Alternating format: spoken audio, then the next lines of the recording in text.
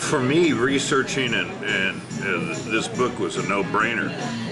As I said, I've published close to a dozen books, and this was the easiest book for me to write. I wrote this book in less than 3 months because all I had to do was call on my great storehouse of knowledge about this road. Again, it's because I knew the road so well, and I didn't need any maps. I didn't need any signs anymore because I knew exactly where the road went. That doesn't mean to say I didn't learn then, and I continue to learn so much about the road. That's the beautiful part about the road. It's always changing. It's always something new for me out there.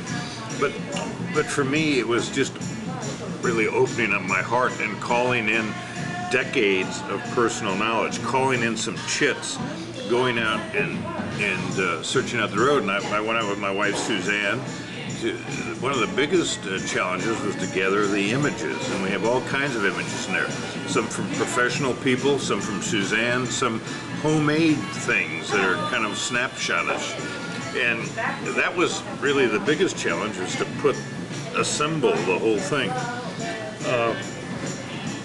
Since that time, of course, the route has become much more easy to find for people who have no knowledge of Route 66. The signs are going back up. Some states are wonderfully signed, some are not. Actually, we kind of like the idea that people still can go out there and get lost, because it should be a scavenger hunt. That's the whole idea. There's nothing more boring, there's nothing more predictable than the 5 interstate highways that parallel US Route 66 and tried to take its place. So if you like the homogenized, the predictable, stay on those interstates, stay on the super slabs.